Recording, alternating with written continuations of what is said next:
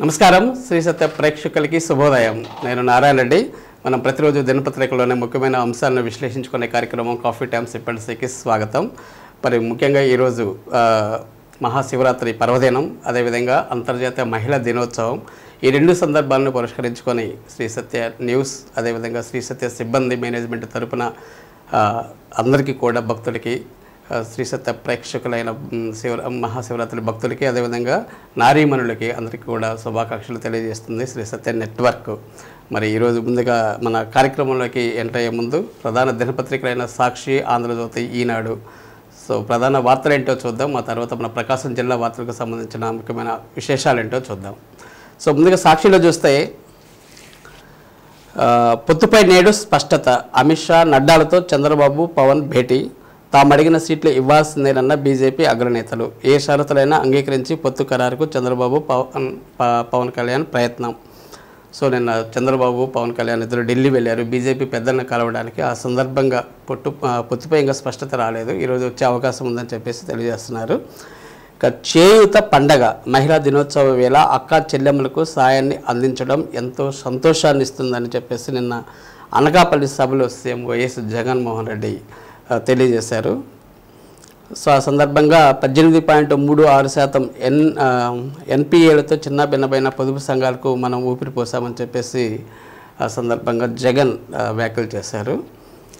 ఇక ముద్రగడతో వైఎస్ఆర్సీపీ నేతల భేటీ. పార్టీలోకి సాధారణంగా ఆహ్వానించాం. ఎంపీ మిథున్ రెడ్డి. ఇక ముద్రగడకు సీఎం జగన్ సముచిత స్థానం కల్పిస్తారు. నిన్న ముద్రగడ పద్మనాభాన్ని కలిసారు, పార్టీలోకి ఆహ్వానించారని చెప్పేసి ఒక వార్త వచ్చింది. ఇక కోటప్పకొండ సర్వం సిద్ధం.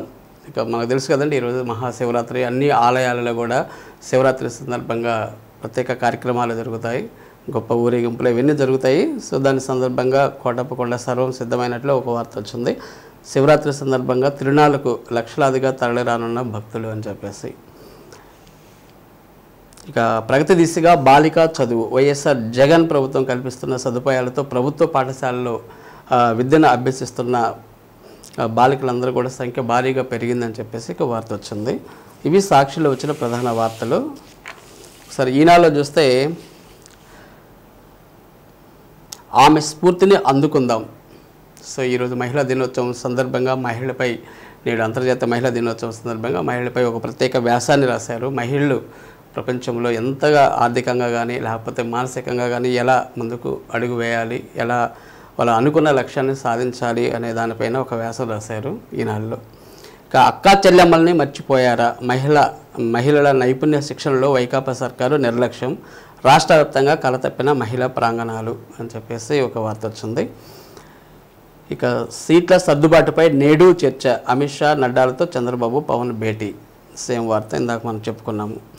ఇక 2 నెలల్లో అవినాష్ రెడ్డి జైలుకు. శ్రీ సత్యసాయి జిల్లా శంకరావం సభలో నారా లోకేష్ ధ్వజం. ఇక మాది మహిళా పక్షపాత ప్రభుత్వం. అక్క చెల్లెమ్మల సాధికారతకు చిత్తశుద్ధితో పనిచేసింది మేమే. 5 ఏళ్లలో 2.16 లక్షల కోట్లు సంక్షేమానికి ఖర్చు చేశాం. నిన్న అనకాపల్లి సభలో వైఎస్ జగన్మోహన్ రెడ్డి, ముఖ్యమంత్రి జగన్మోహన్ రెడ్డి వ్యాఖ్యలు. ఇక చివరిగా ఆంధ్రజ్యోతిలో ఒకసారి చూస్తే సేమ్ అవే వార్త. చంద్రబాబు, పవన్ కళ్యాణ్ కలిసి గెలుద్దాం. కీలక దశకు టీడీపీ, జనసేన, బీజేపీ పొత్తు. ఇక ప్రెజనరీకి విజన. ఇది ప్రపంచంలో 8వ వింత అని చెప్పేసి లోకేష్ నిన్న సభలో వ్యాఖ్యలు చేశారు. ఇక హోదాపై ఏపీకి ఫ్యామిలీలో నాకు జగన్ వెన్నుపోటు పొడిచారని చెప్పేసి నిన్న షర్మిల గారు వ్యాఖ్యలు చేశారు. హోదా సాధన ప్రతిజ్ఞ సభలో షర్మిల భావోద్వేగానికి గురై ఆ వ్యాఖ్యలు చేశారు. ఇక వీధిని పడ్డ వాలంటీర్ యథేచ్ఛగా వాడేస్తున్న వైసీపీ సర్కార్. వాలంటీర్లు రాజకీయ దానికి వాడుకుంటున్నారని చెప్పేసి ఒక వార్త వచ్చింది. ఇవి మన స్టేట్లో వచ్చిన ప్రధాన వార్తలు. ఇంకో వార్త ఏంటంటే కేంద్ర ప్రభుత్వ ఉద్యోగులకు 4% డిఏ, 50%కి చేరుకున్న కరువు భత్యం జనవరి నుంచి వర్తింపు. 49 లక్షల మంది ఉద్యోగులు, అలానే 67 లక్షల మంది పింఛనర్లకు మేలు. ఇది ఒక గుడ్ న్యూస్. మన ప్రకాశం జిల్లా వార్తలు చూస్తే శివరాత్రికి 165 ప్రత్యేక బస్సులు. తెలుసు కదా మనకి ఈరోజు శివరాత్రి.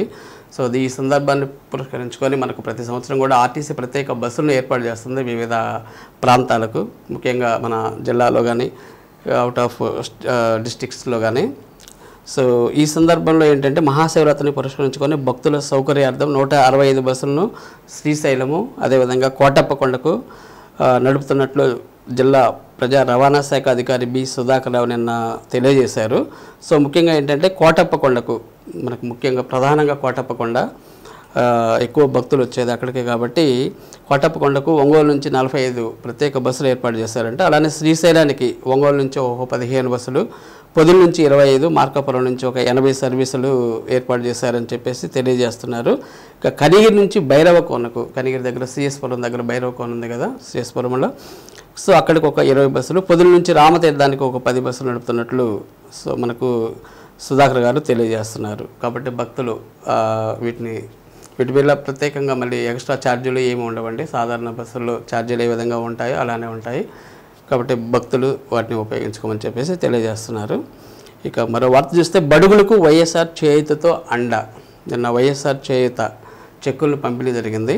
మనకి అక్కడ జగన్మోహన్ రెడ్డి గారు అక్కడ పంపించారు. ఇక్కడ జిల్లా స్థాయిలో మన కలెక్టర్ ఏఎస్ దినేష్ కుమార్ గారు చెక్కులు పంపిణీ చేయడం జరిగింది. దాని గురించి ఒక వార్త.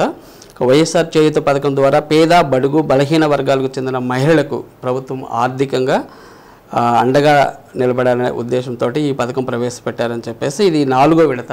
ఈ 4వ విడతలో అర్హులైన లబ్ధిదారులు అందరికీ కూడా నేరుగా వాళ్ళ బ్యాంక్ అకౌంట్లో జమ చేశారు. నిన్న ముఖ్యమంత్రి వైఎస్ జగన్మోహన్ రెడ్డి వచ్చేసి అనకాపల్లి జిల్లా కసింకోట్లో ప్రారంభించారు.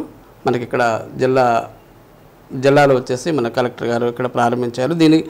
సో ఈ సందర్భంగా మన జిల్లాలో ఎంతమంది లబ్ధి పొందారు అంటే 4వ విడత కింద 98,000 మొత్తం జిల్లాలో 98,848 మంది లబ్ధి పొందారు. వీరికి 185.84 కోట్లు ఆర్థిక ప్రయోజనం కలిగిందని చెప్పేసి నిన్న కలెక్టర్ గారు తెలియజేశారు. సో ఇది ఇక తాగునీటి సమస్య పరిష్కారమే ఎజెండా. నిన్న సర్వసభ్య సమావేశం ఒకటి జరిగింది కదా. సో దాంట్లో పశ్చిమ ప్రాంతంలో ముఖ్యంగా ఏ విషయాల మీద అది జరిగింది అంటే పశ్చిమ ప్రాంతంలో తాగునీటి అవసరాలపైన చర్చించారు. సో అలానే అవసరమైన ప్రాంతాలకు ట్యాంకర్ల ద్వారా నీరు ఎలా సరఫరా చేయాలి అనే దానిపైన, అలానే రాష్ట్ర ప్రభుత్వం ప్రత్యేక శ్రద్ధతో నీటి సరఫరాకు నిధులు కేటాయించడం గురించి జిల్లా పరిషత్ సర్వసభ్య సమావేశంలో వీటి మీద ఎజెండా దీని మీద ఆమోదం పొందింది. అలానే దీంట్లో కూడా వచ్చేసి మనకి జడ్పీ చైర్పర్సన్ బుచ్చేపల్లి వెంకయ్యమ్మ, అలానే కలెక్టర్ దినేష్ కుమార్ గారు, సో మన ప్రజాప్రతినిధులు వీళ్ళందరూ కూడా ఈ సర్వసభ్య సమావేశంలో పాల్గొనడం జరిగింది. సో ముఖ్యంగా నీటి సమస్య మీద దీంట్లో చర్చించడం జరిగింది. ఎందుకంటే ఎండాకాలం వచ్చేది. సో పశ్చిమ ప్రాంతంలో ముఖ్యంగా నీటి ఎద్దడి అనేది ఎక్కువగా ఉంటుంది. కాబట్టి దాని మీద ఎక్కువ ఫోకస్ చేసినట్లు అనిపిస్తుంది మనకి. ఇక మాట ఇచ్చాడంటే చేస్తాడు అంతే. ఇది నిన్న వైద్య ఆరోగ్య శాఖలో కొన్ని పోస్టులు పర్మనెంట్ చేశారు. సో దాని గురించి ఇది. ఇక వైద్య ఆరోగ్య శాఖలో ఉద్యోగాల పర్మనెంట్ హర్షం వ్యక్తం చేస్తున్న ఉద్యోగ సంఘాలు సీఎం వైఎస్ జగన్మోహన్ రెడ్డి తీసుకున్న నిర్ణయం చారిత్రాత్మకం అంటూ నిన్న ఉద్యోగులు హర్షం వ్యక్తం చేశారు. ముఖ్యంగా ఏంటంటే ఇది 2001 నుంచి 2014 జూన్ వరకు కూడా వీళ్ళందరూ వైద్య ఆరోగ్య శాఖలో పనిచేస్తున్న ఏఎన్ఎంలు కానీ, అదేవిధంగా ఫార్మాసిస్టులు కానీ, ల్యాబ్ టెక్నీషియన్స్, అలానే ఎంపీహెచ్ మేలు ఉద్యోగులను వీళ్ళందరూ కూడా 2001 నుంచి 2014 వరకు చేస్తూనే ఉన్నారు. అప్పటి నుంచి ఉద్యోగులను పర్మనెంట్ చేస్తూ ప్రభుత్వం నిన్న ఉత్తర్వులు జారీ చేసింది. సో దీనికి director of public health and family వెల్ఫేర్లో జిల్లాలో పనిచేస్తున్న 47 మంది, అదేవిధంగా ఎంపీహెచ్ మేలు 15 మంది ఫార్మాసిస్టులు, 8 మంది ల్యాబ్ టెక్నీషియన్లు, మొత్తంగా 70 మందిని ఫ్యామిలీ వెల్ఫేర్ శాఖలో 33 మంది ఏఎన్ఎంలను రెగ్యులర్ చేశారంట. అంటే మన జిల్లాలో వాళ్ళు ఒక 70 మంది, వీళ్ళు ఒక 33 మంది, 103 మందికి పర్మనెంట్ ఉద్యోగాలు వచ్చాయి నిన్న వైద్య ఆరోగ్య శాఖలో. సో వీళ్ళు గత 23 సంవత్సరాలుగా ఉద్యోగాలు చేస్తున్నారు. వీళ్ళందరికీ ఎలాగైతే రెగ్యులైజ్ అయింది. సో చాలా హర్షాన్ని వ్యక్తం చేస్తున్నారు ఈ సందర్భంగా. ఇక 9 నెలల్లో 2 టౌన్షిప్ల నిర్మాణం. సో నిన్న 35వ డివిజన్లో లబ్ధిదారులకు గత 4 రోజుల నుంచి జరుగుతుంది. వివిధ డివిజన్లలో ఎమ్మెల్యే బాలినేని శ్రీనివాసరెడ్డి గారు లబ్ధిదారులకు పట్టాలు అందజేస్తూ ఉన్నారు. సో ఆ సందర్భంగా నిన్న 35వ డివిజన్లో లబ్ధిదారులకు ఇంటి పట్టాలు అందజేశారు బాలినేని శ్రీనివాసరెడ్డి గారు, ఆ స్థానిక కార్పొరేటర్లు, అలానే బాలినేని శ్రీనివాసరెడ్డి గారు సతీమణి శచిదేవి గారు, వీళ్ళందరూ కలిసి సో ఒకే రోజు 10 డివిజన్లలో పట్టాల పంపిణీ, దుస్తుల పంపిణీ కార్యక్రమం, దాంతోపాటు దుస్తులు కూడా పంపిణీ చేస్తున్నారు. కార్యక్రమాల్లో మాజీ మంత్రి ఒంగోలు ఎమ్మెల్యే బాలినేని శ్రీనివాసరెడ్డి, సో మొత్తానికి ఇంకా 9 నెలల్లో ఈ 2 టౌన్షిప్ల నిర్మాణం జరగబోతుంది. అక్కడ అన్ని సకల సౌకర్యాలు మీకు కల్పిస్తాము. తప్పకుండా అందరికీ నిర్వాసితులందరికీ కూడా ఇల్లు నిర్మించి ఇస్తాము, ఈ పట్టాలు పొందిన వారందరికీ కూడా అని చెప్పేసి బాలినేని శ్రీనివాసరెడ్డి గారు తెలియజేయడం జరిగింది. సో దీంతో మొత్తం ఇంతవరకు 32 డివిజన్లలో పంపిణీ చేశారంట ఈ కార్యక్రమాన్ని. 32 డివిజన్లు, మొత్తం 50 డివిజన్లు కానీ 32 డివిజన్లలో కంప్లీట్ అయిపోయింది. ఇక మరో వార్త చూస్తే మెడికల్ ఆఫీసర్ నియామకాల మెరిట్ లిస్టు విడుదల. సో ఇది వైద్య ఆరోగ్య శాఖలో national health machine Bapatla NTP ప్రోగ్రాంలో ఖాళీగా ఉన్న మెడికల్ ఆఫీసర్ నియామానికి సంబంధించి మెరిట్ లిస్టు నిన్న విడుదల చేశారు. సో ఇది ముఖ్యంగా ఏంటంటే జిల్లా క్షయ కుష్టు ఎయిడ్స్ నియంత్రణ శాఖ అధికారిని శ్రీవాణి గురువారం ఈ విషయాన్ని తెలియజేశారు. ఇంతకుముందు ఏంటంటే ఖాళీగా ఉన్న మెడికల్ ఆఫీసర్, టీబీహెచ్వి సూపర్వైజరు, అలానే పీసీసీ అకౌంటెంట్ ఉద్యోగాల నియామకాలకు గత ఆగస్టు 28 నుంచి 9 వరకు, సెప్టెంబర్ 9 వరకు దరఖాస్తులు అప్పుడు స్వీకరించారంట. సో వారి నుంచి ఎవరైతే అర్హులు ఉంటారో వారి యొక్క మెరిట్ లిస్ట్ని నిన్న ప్రభుత్వం విడుదల చేసి వెబ్సైట్లో ఉంచింది. దీని మీద కానీ ఏదైనా కానీ అభ్యర్థులకి ఎటువంటి అభ్యంతరాలు ఏమైనా ఉంటే 11వ తేదీలోపు రాతపూర్వకంగా జిల్లా కార్యాలయంలో తెలియజేయాలని చెప్పేసి తెలియజేస్తున్నారు. గడువు తర్వాత వచ్చే ఫిర్యాదులు స్వీకరించాలని చెప్పి కూడా శ్రీవాణి గారు తెలియజేస్తున్నారు. ఇక మరో వార్త చూస్తే అంతర్జాతీయ మహిళా దినోత్సవం నేడు వైఎస్ఆర్సీపీ జిల్లా కార్యాలయంలో. సో వైఎస్ఆర్సీపీ జిల్లా కార్యాలయంలో అంతర్జాతీయ మహిళా దినోత్సవాన్ని నిర్వహిస్తున్నట్లు మనకి ఇక్కడ మంగమూరు రోడ్డు సిగ్నల్స్ దగ్గర వైఎస్ఆర్సీపీ పార్టీ కార్యాలయంలో అంతర్జాతీయ మహిళా దినోత్సవాన్ని శుక్రవారం ఉదయం 11 గంటలకు నిర్వహిస్తున్నట్లు పార్టీ జిల్లా అధ్యక్షురాలు తమ్మినేని మాధవి తెలియజేస్తున్నారు. సో ఈ కార్యక్రమంలో ముఖ్య అతిథులుగా స్థానిక ఎమ్మెల్యే బాలినేని శ్రీనివాసరెడ్డి గారు, వారి సతీమణి సచిదేవి గారు, అలానే వారి కోడలు శ్రీకావ్య గారు, నగర మేయర్ గంగాడ సుజాత గారు, so authority chairperson Singaraju Meena Kumari గారు, వీళ్ళందరూ కూడా పాల్గొంటారు. అలానే మనకు తెలుసు కదా పార్టీ శ్రేణులు, మహిళలు అందరూ కూడా ఈ కార్యక్రమంలో పాల్గొనే అవకాశం ఉంది. కాబట్టి తప్పకుండా ఈ కార్యక్రమంలో పాల్గొని జయప్రదం చేయవలసిందిగా కోరుతున్నారు.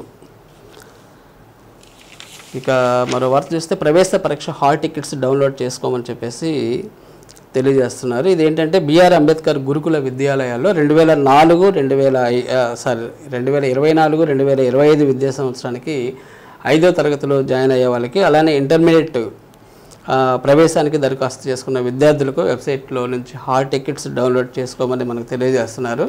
వెబ్సైట్లో అందుబాటులో ఉన్నాయి ఈ హాల్ టికెట్స్. సో ఇది సాంఘిక సంక్షేమ గురుకుల విద్యాలయ సంస్థ జిల్లా కోఆర్డినేటర్ జయ గారు ఈ విషయాన్ని మనకు తెలియజేస్తున్నారు. 5వ తరగతి విద్యార్థులకు ఈ నెల 10వ తేదీన ఉదయం 10 గంటల నుంచి 12 గంటల వరకు, అలానే ఇంటర్మీడియట్ వచ్చేసరికి విద్యార్థులకు మధ్యాహ్నం 2 గంటల నుంచి 5 గంటల వరకు జరుగుతుందని చెప్పేసి ఎగ్జామ్ జరుగుతాయంట. కాబట్టి విద్యార్థులందరూ కూడా దీన్ని గమనించి హాల్ టికెట్స్ డౌన్లోడ్ చేసుకోమని చెప్పేసి మనకి శ్రీవాణి గారు తెలియజేస్తున్నారు, జయ గారు తెలియజేస్తున్నారు. సో ఎగ్జామ్స్కి అటెండ్ అయ్యే వాళ్ళు తప్పకుండా ఒరిజినల్ హాల్ టికెట్స్ని, అలానే ఒరిజినల్ ఆధార్ కార్డు, జెరాక్స్ కాపీలతోటి పరీక్ష కేంద్రానికి అరగంట ముందు చేరుకోవాలని చెప్పేసి జయ గారు తెలియజేస్తున్నారు. ఇవన్నీ ప్రధాన వార్తలు మన ప్రకాశం జిల్లాలో ఈరోజు వచ్చిన కొన్ని ముఖ్యమైన వార్తలు. సరే, రేపు మరిన్ని తాజా వార్తలతోటి రేపు ఉదయం 8:30 శ్రీ సత్య న్యూస్లో కాఫీ టైంలో ఇదే కార్యక్రమంలో మళ్ళీ కలుసుకుందాం. సో అంతవరకు చూస్తూ ఉండండి శ్రీ సత్య నెట్వర్క్. మరోసారి అందరికీ కూడా మహాశివరాత్రి శుభాకాంక్షలు, అలానే అంతర్జాతీయ మహిళా దినోత్సవ శుభాకాంక్షలు. నమస్కారం.